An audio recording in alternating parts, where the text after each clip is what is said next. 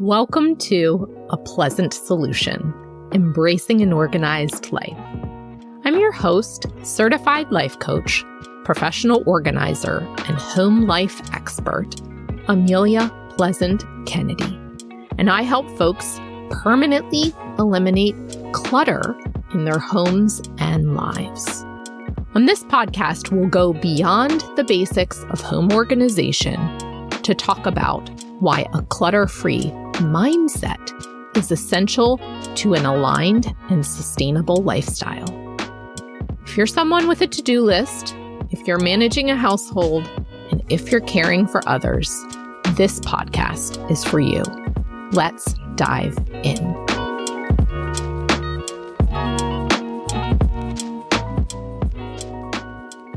Welcome to episode 29, an introduction to the Fair Play Method. Hey y'all, I'm truly excited to bring you today's topic. I've mentioned fair play on the podcast before.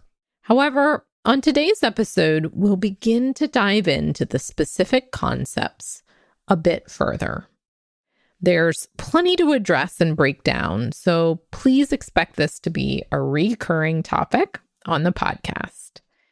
Creating equity within the home benefits us all. And I think the more folks engage in difficult discussions around the limitations that exist for both men and women in our homes, the better we'll all fare. If you're unfamiliar, the Fair Play Method was developed by Rodsky. It's a time and anxiety-saving, systematic approach to the labor we all perform within our homes. It's actually a card trading game that forms the basis for discussions around who does what within the domestic sphere. Eve has written 2 books thus far that tell both her own story and that share the results of her research around gender roles within the home. Both books are New York Times bestsellers. And last year, Eve partnered with Hello Sunshine and Jennifer Beal Newsom to produce a documentary about fair play. I overheard a patron sharing her story with fair play this past week at the nail salon. So it's reaching all types of audiences. I read Fair Play, a game-changing solution when you have too much to do and more life to live, when it first came out. Like many, I felt seen, heard, and validated. However, it wasn't until early 2022 that I learned about her facilitator training. A colleague posted in a Facebook group looking for a certified facilitator, and I immediately investigated, then enrolled in the Fair Play training program. I was already implementing her ideas in my relationship, and the facilitator program aligned with and bolstered the work I was already helping clients with through my one-to-one coaching program. Eve's system makes total sense to me. And I think it's easy to read the book and continue living life without implementing changes. There are areas of the work that I'll break down on this podcast that require vulnerability, self-reflection, and hard conversations with others. So if you felt stuck in inaction, I see you. I'll aim to bridge the divide just a bit. And as always, don't hesitate to connect with me directly if you have specific questions about fair play or are interested in hosting a workshop of your own. So, on today's episode, I'll outline a few of the key concepts behind the Fair Play Method, including why it's important for one person to fully own a task, what changes when you value the invisible work within your home, and how communication and accountability come into play when sharing the chore load within a household. Again, this is an introduction.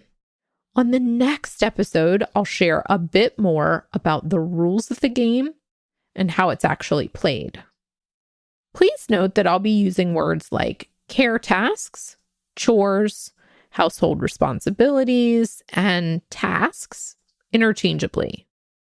Care tasks can involve children, other adults, seniors, pets, or any other relationship that involves compassion, planning, and follow-through. If giving a statistic, I'll try my best to identify whether it's a universal one, a stat relative to cisgender heteronormative relationships, same-sex partnerships, or a partnership style of a different design. All are welcome here, so please feel free to adjust my language to fit your home and lifestyle. Also, fair play is for everyone who's living with or sharing responsibilities with another human being. It's as much about communication and expectations as it is about the actual workload. There are lots of modifications available, and I encourage you to explore the variety of adaptations folks are creating around neurodiversity, co-parenting, multi-generational living, all the things. I'm currently living in a long-distance parenting relationship, so my husband and I divide tasks in a way that creates more equity for us across 2 households. For the last few generations, women have been noticing, commenting on, and vocalizing the need for more help with care tasks around the home. You may be one of them. The division of labor within a household isn't a new topic, and recently the research regarding the domestic sphere, women's work, and the second shift has been blossoming. The topic is interwoven with the feminist movement, and it's essential to the advancement and retention of women in the workforce. In the future, I'll be having more conversations with experts around this topic, and perhaps Eve will grant me an interview too. So what's the core issue? The unequal division of household labor is widespread, and it disproportionately affects women. Women are raised to be always noticing what needs to be done, taking the emotional temperature of others, and making sure that life within the home moves forward in a seamless way. This can often lead to burnout and resentment, and it puts a strain on relationships. Much of the work is invisible to others in the household. For example, I find that I'm the default coffee manager in our household. Early in our marriage, my husband would wake up early and make the first pot of coffee. We both love coffee, and we both get up early. Sometimes he'd nearly finish a pot, leaving me with the dredges at the bottom. Now, he didn't mean to be insensitive or uncaring. He simply wasn't raised to notice what those of us who are socialized as women already know, that an empty pot either gets washed or it gets refilled. There are next steps for that empty pot. The coffee filter needs to be emptied and the water tank needs to be refilled. Before my knowledge of fair play, my way of adjusting our system was to swap out the drip coffee maker for the single service Nespresso maker. However, this didn't solve the problem fully because every household task has multiple, again, often hidden steps. I was still the one responsible for noticing when we were low on coffee pods, the one who ordered the next shipment, the one who emptied the used pod receptacle in the machine and cleaned it, mailed off the used pods for recycling. Keeping track of the coffee maker takes up space in my brain, and it takes time out of my day. It doesn't take up space in my husband's brain, nor does it take time out of his day. This is the central issue. Caring for the coffee maker and ensuring that we both have access to the coffee we love isn't dependent on our gender. He's equally capable of executing the steps, yet when I am, by default, the person who monitors and owns the tasks related to the coffee maker, I'm carrying the mental load. Because I haven't brought this to his attention, and because he wasn't raised to notice all the small details with running a household, the task remains invisible to him. His mental load is lighter by one task unless a conversation happens around this one specific task. What I'm describing here with the coffee maker is called ownership. Eve has identified 3 steps involved in ensuring that a chore, like maintaining the coffee supply, gets done start to finish. The first is conception. This is the phase where I notice things related to the coffee maker. I notice that we're running low on coffee pods. I notice that the used coffee pod container needs to be emptied. Or I notice that it's been a few months since I've last run the descaling solution through the Nespresso. The second step is planning. This is the phase where I ask my husband if he wants a different coffee blend, or I plan time on my schedule to clean the coffee maker.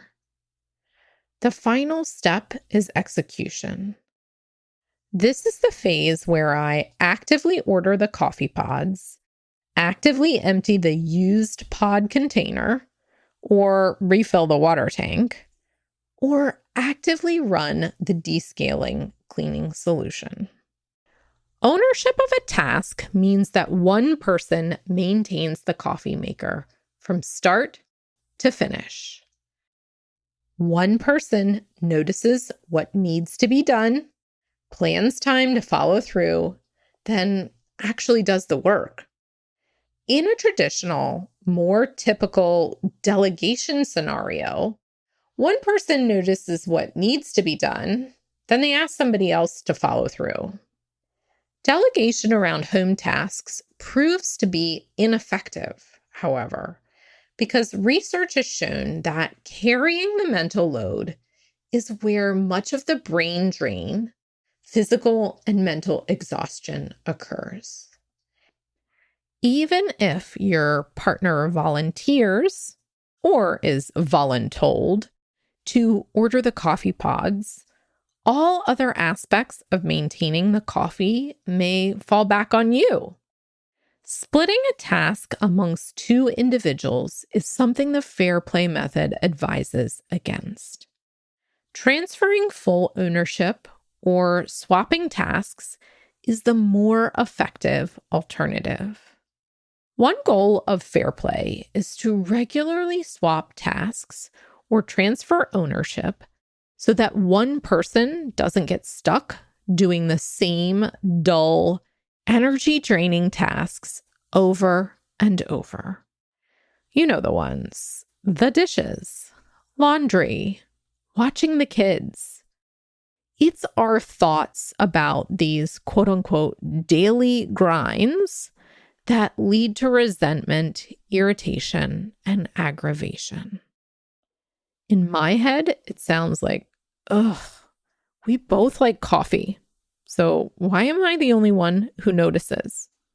I've got so many other more important things to do.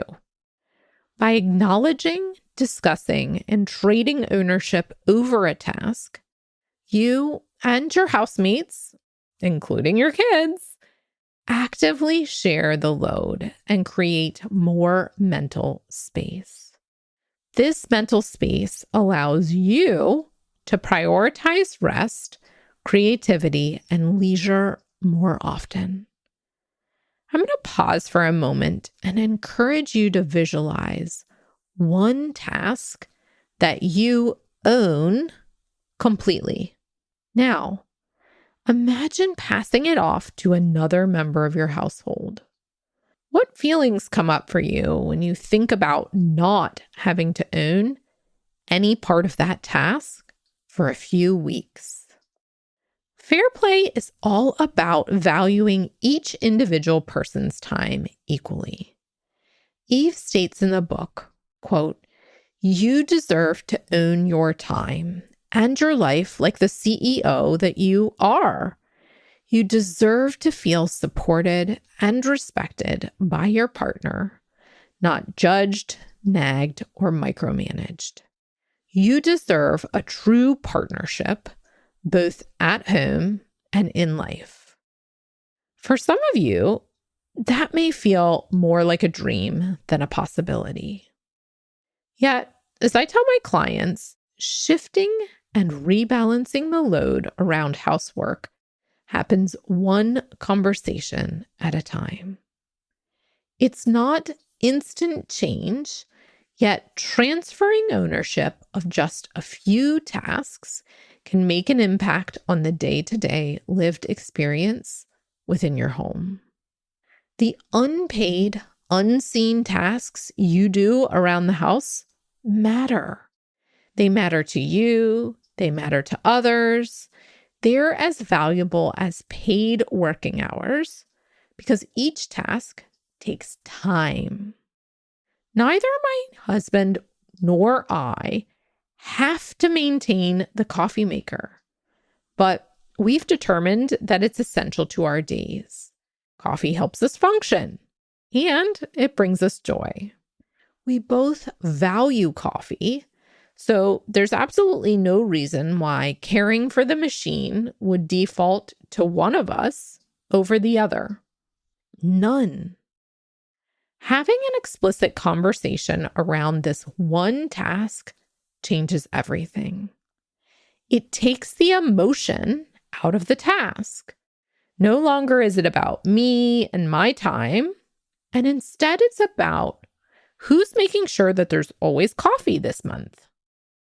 I know it seems like a simplistic example, but the beauty of fair play is that it allows both the daily, mundane tasks like coffee and the sparkly, shiny tasks like planning our next vacation to be rooted in the same conversational structure. It takes away the need to grit your teeth around being the only one who notices what needs to be done and shifts tasks into the light of day by identifying exactly why any one person should dedicate their precious time to the task. Gender no longer becomes the default factor, nor does the way in which you were raised count as a fallback excuse. So, to recap, it's important for one person to fully own a household task like meal planning, car maintenance, screen time for kiddos, or feeding the pet, because it actually creates less work overall. Not having to think about something getting done is one of the beautiful results. Ownership empowers one person with clear and explicit expectations and lightens the mental load for the other. Every so often, you swap. This ensures that everyone in the household knows how to meal plan, maintain the car, set the screen time for kiddos, and how to feed your pet. Anyone can do it. On a future episode, I'll share more about getting everyone on the same page around completing a task from start to finish. I believe the golden benefit of the fair play method is rooted in the communication skills that it encourages folks to reignite. When my husband and I first started dating, we talked about everything. That's the initial connection that brings partners together. Shared interests and your styles of communication around those interests. Then, as our partnerships settle into the habits and patterns of living together, our type of communication shifts. Fair play allows you to get curious again. For example, I didn't start drinking coffee until I had children. I didn't drink it as a teenager, nor did I drink it in college. My grandmother, whom I adored, and my other family members all drink their coffee black. I do too. I have a story around my coffee habits, and naturally, my husband does too. When you sit down or take a long walk or a long drive and begin to chat about the humanity behind the tasks in your home, a new understanding can emerge. Talking about coffee or any other care task may seem odd, but it helps you know your partner on a deeper level. By sharing your needs and perspectives with your partner, you better connect with that initial shared vision for your home.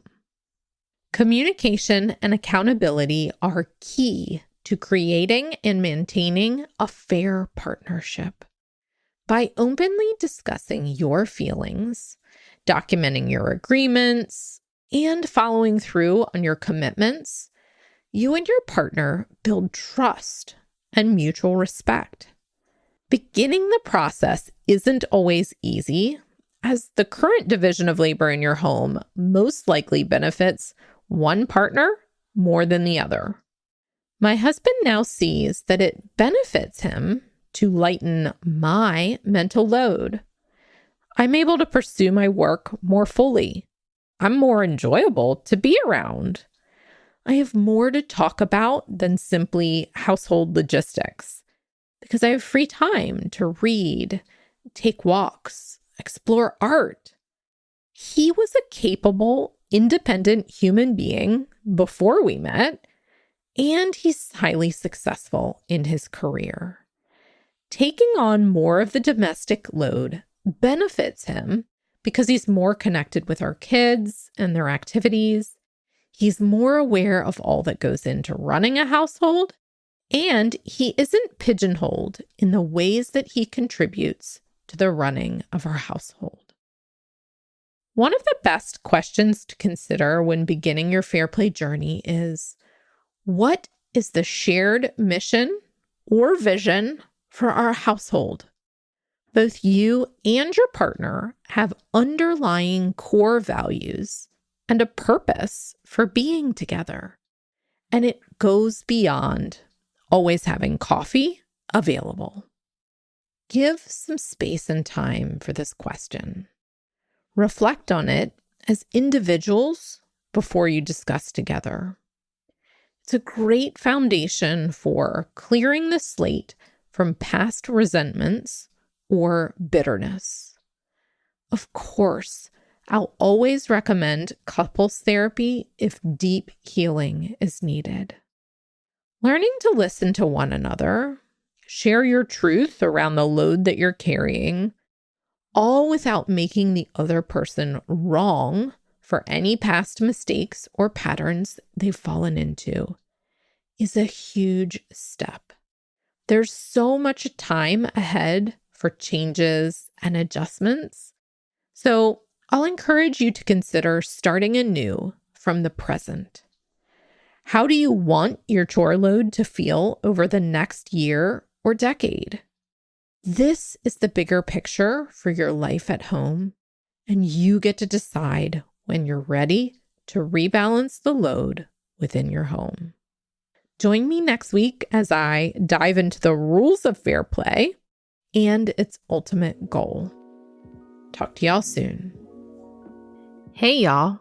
My monthly Second Fridays workshop series is here. Join me on the second Friday of every month in 2023 for a practical, no frills, come as you are hour of teaching and coaching. I'll show you exactly how I handle one area of home organization. Then the floor will be open for questions and coaching. We'll troubleshoot what's feeling challenging for you and get you unstuck on the spot. Find out more and register at apleasantsolution.com/workshops or via Instagram. Can't wait to meet you.